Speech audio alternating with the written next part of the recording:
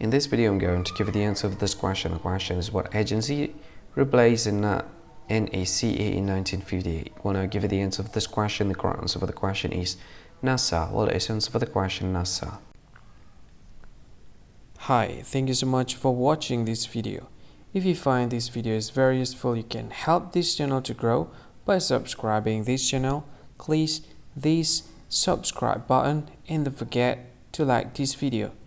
And if you find this video is not really good, or you don't really like this video, or you kind of feel that it's a little bit offensive or something like that, you can click this one, dislike button. You can do that anyway.